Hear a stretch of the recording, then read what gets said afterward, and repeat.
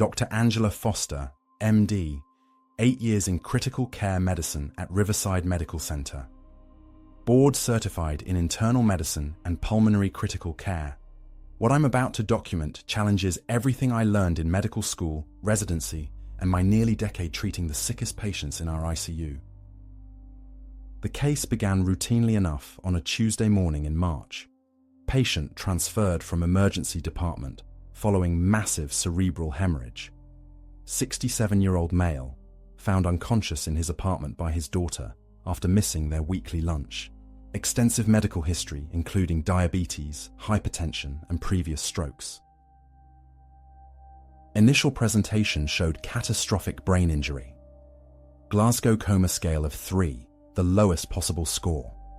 Pupils fixed and dilated, no response to painful stimuli. CT scan revealed extensive bleeding throughout both hemispheres with significant midline shift, the kind of injury that typically means brain death within hours. His name was William Morrison, according to his identification, though he went by Bill. His daughter Sarah had provided extensive medical history during admission. Retired construction foreman, widower for 5 years since losing his wife Margaret to cancer. Sarah was his only child, visiting him every Tuesday for lunch at their favorite diner downtown. Neurological examination confirmed my worst fears. Dr. Martinez, our attending neurologist, found no brainstem reflexes, no corneal response, no gag reflex, no spontaneous respiratory drive when temporarily disconnected from the ventilator. By every medical standard, Bill Morrison's brain had ceased functioning entirely. Death was imminent. Standard protocol required maintaining life support until family could process the prognosis and make end-of-life decisions. Sarah was devastated but requested we continue aggressive care for 48 hours, hoping for any sign of improvement. I'd supported many families through similar decisions. Usually, patients in this condition deteriorate rapidly, developing complications that lead to cardiac arrest within days. Day 3 brought the first anomaly. During my morning assessment, I noticed Bill's eyes tracking movement across the room. This seemed impossible, given his complete absence of brainstem function. I called Dr. Martinez for immediate re-evaluation. His repeat neurological exam showed identical findings. No reflexes, no responses, brain death criteria essentially met. Sometimes dying brain tissue can produce random electrical activity, Martinez explained, reviewing the chart. Meaningless muscle twitches that can appear purposeful. The family usually finds this distressing, but it's purely mechanical. But I'd never seen such coordinated tracking movements in truly brain-dead patients. I began documenting every interaction more carefully. Bill's vital signs remained stable on minimal ventilator support, unusual for someone with such massive brain injury. His pupils occasionally constricted slightly when I shined my penlight, though Martinez insisted this was artifact from my examination technique. Day 5 brought undeniable evidence something extraordinary was occurring. While adjusting his IV medications, I mentioned aloud that his daughter Sarah would be visiting that afternoon. Bill's heart rate immediately increased from 72 to 96 beats per minute, remaining elevated until I mentioned she might be running late when it returned to baseline. This response suggested conscious awareness at some level, medically impossible given his condition. I tested this theory by speaking to him directly about his daughter. "Mr. Morrison, Sarah is worried about you. She's been staying at your house, taking care of your cat Whiskers." His blood pressure immediately spiked, then normalized when I mentioned the cat was fine. Terrified and fascinated, I continued testing. Each time I mentioned specific details about his life, his Tuesday lunch tradition, his late wife Margaret, his work at Morrison Construction, he provided measurable physiological responses.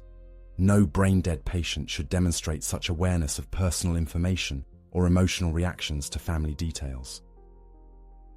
I immediately contacted Dr. Martinez, who arrived within the hour for another comprehensive neurological assessment. His examination remained unchanged. No brainstem reflexes, no purposeful movements, no signs of consciousness by any recognized medical standard. Yet the cardiac responses to personal information continued consistently throughout his evaluation. Probably coincidental fluctuations, Martinez suggested, though his expression showed growing concern. Critically ill patients often have unstable hemodynamics. You might be seeing patterns where none exist. But we both knew the responses were too specific, too emotionally appropriate, too reproducible to represent random variation. That evening, I decided to test the extent of his awareness. Speaking softly near his bed, I said, "Mr. Morrison, Sarah mentioned you kept a spare key under the flower pot by your front door. She's been using it to check on the house." His heart rate spiked dramatically, blood pressure rising to hypertensive levels before gradually normalizing. Sarah had indeed mentioned this detail during her visits, but only when she thought her father couldn't hear. The fact that he was responding to information shared at his bedside suggested he had been aware of conversations throughout his hospitalization, despite showing no measurable brain activity on continuous EEG monitoring. Week 2 brought even more profound developments. During my night shift, I began speaking to Bill regularly, explaining procedures, discussing his daughter's visits, even sharing details about hospital routines. His vital signs consistently responded to my voice, remaining more stable when I talked versus periods of silence. One night, Sarah broke down crying at his bedside, expressing guilt about not visiting him more often before his stroke. Bill's blood pressure immediately dropped into hypertensive ranges, requiring intervention with vasopressor medications. When she composed herself and held his hand, his pressure normalized within minutes. He was somehow reacting emotionally to his daughter's distress. The most remarkable incident occurred during my 3rd week caring for him. Sarah had been discussing her mother's death 5 years earlier, mentioning how much she missed their family traditions. Suddenly, Bill's heart rate began fluctuating in a very specific pattern. Rapid acceleration followed by precise deceleration, repeated in identical sequences. Initially dismissing this as equipment malfunction, I realized the pattern was deliberate. The rhythm spelled out letters in Morse code, M-A-R-G-A-R-E-T. When Sarah saw this on the monitor, she gasped. "That's Mum's name. Dad learned Morse code in the army. He used to tap out messages on the dinner table when I was little." Over subsequent days, Bill began communicating more complex messages through his cardiac rhythm. He spelled out "love you" repeatedly when Sarah visited. He tapped out Tuesday lunch, referring to their standing tradition. Most remarkably, he communicated "Margaret waiting" during a particularly emotional conversation about his late wife. I documented these communications meticulously, though I struggled to understand the medical mechanism. How could a brain-dead patient control his heart rate with such precision? How could he maintain awareness of conversations and respond with meaningful messages? The contradiction between his clinical condition and demonstrated consciousness was absolute. Dr. Rebecca Phillips, our chief of neurology, arrived to evaluate this unprecedented case. She performed the most comprehensive neurological assessment I'd ever witnessed. EEG showed flat brain waves. Advanced imaging confirmed massive tissue death throughout both hemispheres. Every test confirmed complete absence of brain function. Yet during Phillips's examination, Bill continued responding to Sarah's voice with precise cardiac changes. When she asked him to spell her name in Morse code, the heart rhythm clearly spelled S-A-R-A-H. Phillips observed these responses, but couldn't provide any medical explanation for voluntary physiological control in a brain-dead patient. This challenges fundamental assumptions about consciousness and brain function, Phillips admitted privately. If he's truly brain-dead, these responses are medically impossible. If he's not brain-dead, our current diagnostic methods are completely inadequate. Either way, we're witnessing something that shouldn't exist according to current medical science. Word of the unusual case began spreading among hospital staff. Colleagues visited to observe the phenomenon firsthand. Without exception, Bill demonstrated identical responses to Sarah's voice specifically and references to his personal life. Other staff members received no cardiac changes when attempting communication. This selective responsiveness defied any explanation involving residual brainstem function or random physiological fluctuations. Dr. James Mueller, our department's skeptic, insisted on extensive testing to disprove what he called wishful thinking and pattern recognition errors. He ordered additional EEGs, repeated CT scans, MRI imaging, and comprehensive metabolic panels. Every test confirmed the same devastating findings: complete brain death with no possibility of conscious awareness. Yet Mueller witnessed the communication responses during his own evaluation. When Sarah asked her father to demonstrate awareness by spelling her childhood nickname, Pumpkin, the immediate Morse code response was undeniable. Mueller left without comment, but I noticed him researching consciousness literature extensively over the following days. 3 weeks into this impossible case, the communications became more urgent.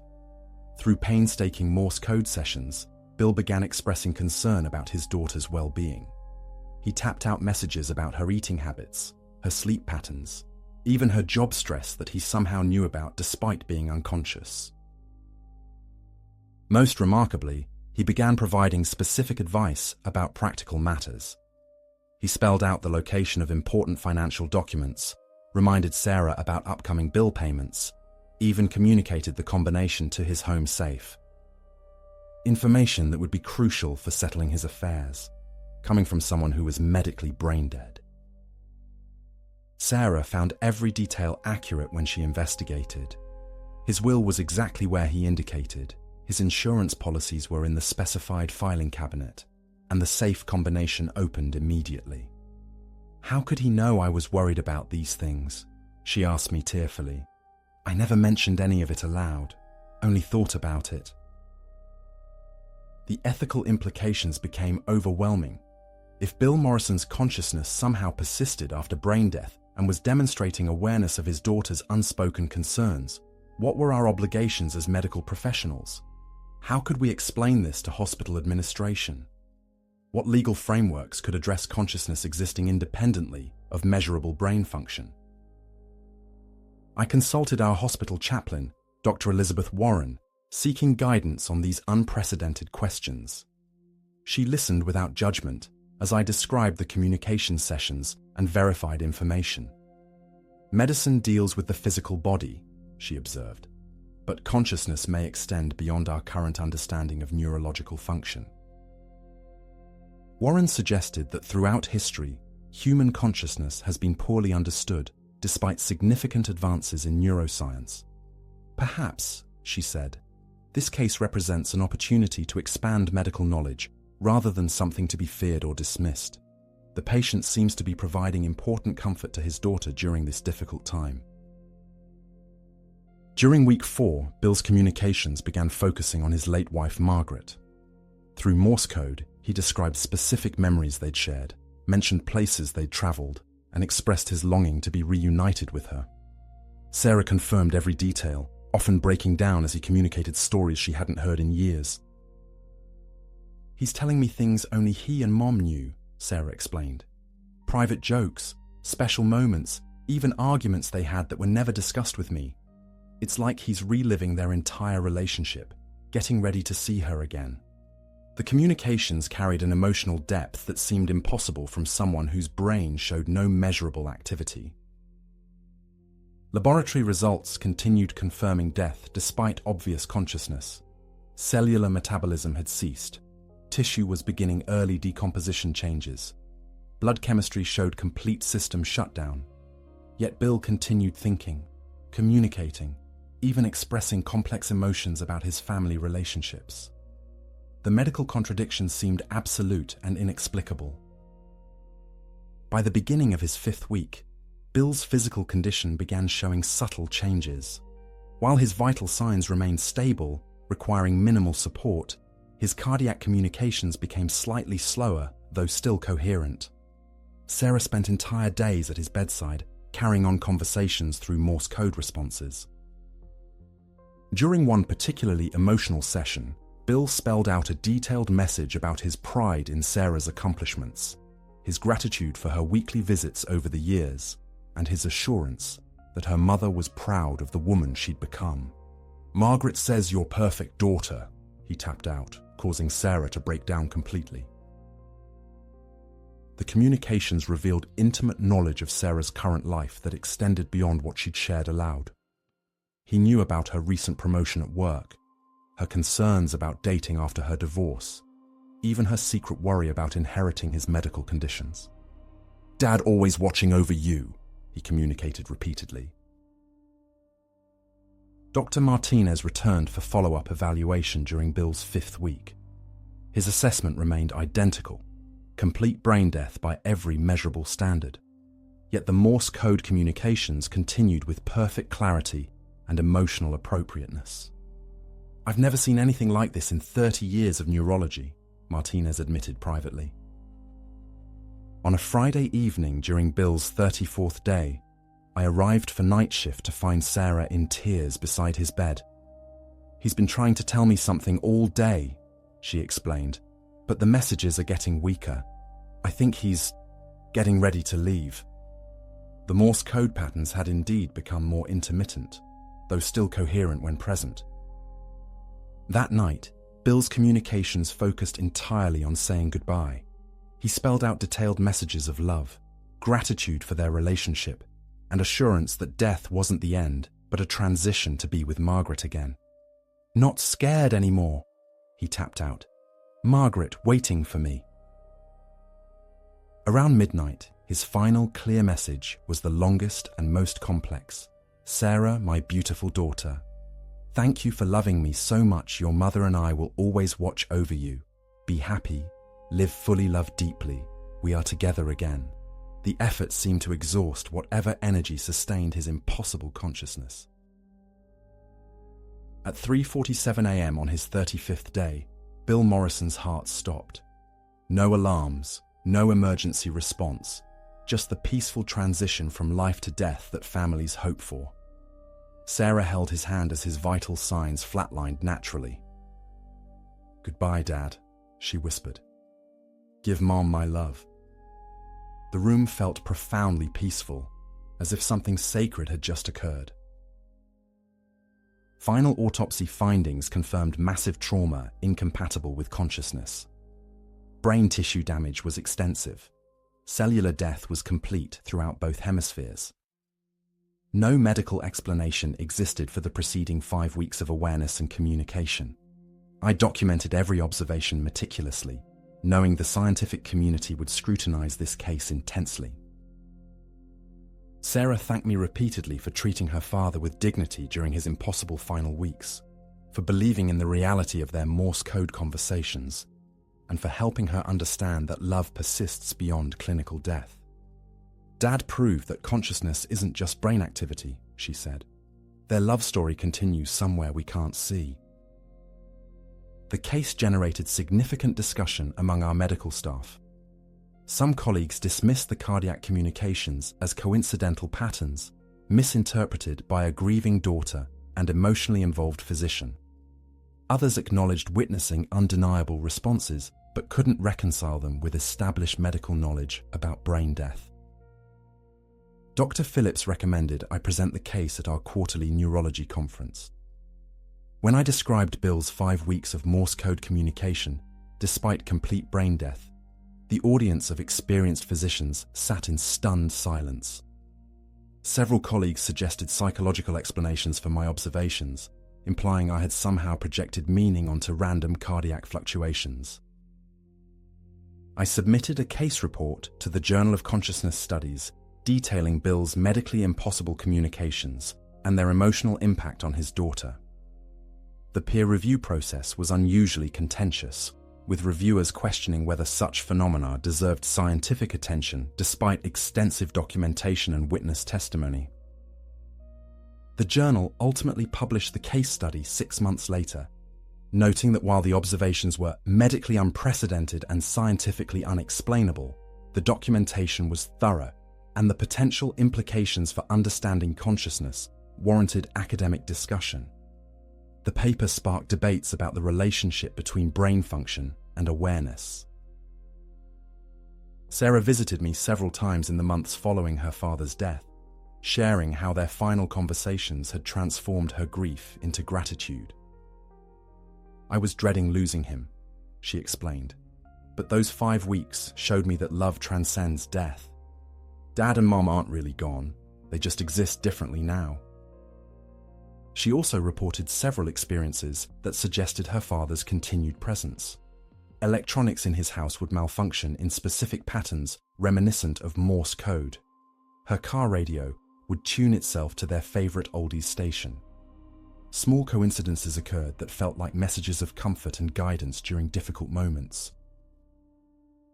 The experience fundamentally altered my understanding of consciousness, death, and the limitations of medical science. We measure brain waves, assess reflexes, document vital signs, but perhaps consciousness extends beyond the physical parameters we can currently measure. Bill Morrison's ability to communicate through cardiac rhythm suggested possibilities that challenge our most basic medical assumptions. I began documenting similar anomalies in other patients, though none approached the clarity and duration of Bill's communications. Occasional cases showed subtle signs of awareness despite clinical indicators suggesting unconsciousness. Perhaps we miss these phenomena because we don't look for them or lack frameworks for recognition. The case raised profound questions about end-of-life care decisions that remain unanswered.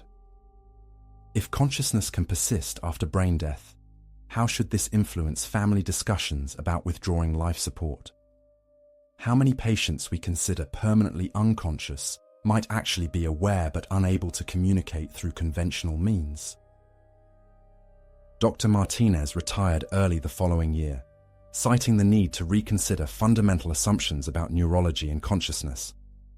During his farewell dinner, he confided, "40 years studying the brain, and Bill Morrison taught me more about consciousness in 5 weeks than all my medical training combined." I continue practicing critical care medicine, but Bill's case haunts every patient interaction. When treating unconscious individuals, I assume possible awareness despite apparent unresponsiveness. I speak to them, explain procedures, acknowledge their personhood even when medical indicators suggest they cannot perceive anything. The nursing staff who witnessed Bill's communications were equally affected. Several changed their approach to unconscious patients, becoming more attentive to subtle signs of awareness. "If Mr. Morrison could hear everything," one nurse noted, "maybe they all can. We need to treat them like the people they are, not just medical cases." Sarah continues visiting her father's grave regularly, often bringing updates about her life and expressing gratitude for their final conversations. She credits those 5 weeks of impossible communication with healing her relationship with death itself. "Dying isn't the end, Dad taught me," she says. "It's just changing form." The Bill Morrison case remains the most medically impossible experience of my career. 5 weeks of Morse code communication from a brain-dead patient, providing comfort to his daughter and challenging everything medical science understands about consciousness and death. The documented evidence is irrefutable, but the implications remain beyond our current scientific framework. I've learned that being a physician requires accepting mystery alongside scientific knowledge. We save lives, ease suffering, and provide comfort to families, but we don't understand everything about consciousness, death, or the continuation of human awareness beyond physical life. Perhaps that mystery is something to embrace rather than eliminate. Bill Morrison's impossible communications taught me that love, human connection, and consciousness itself may persist beyond the boundaries of biological death in ways we cannot measure but occasionally witness.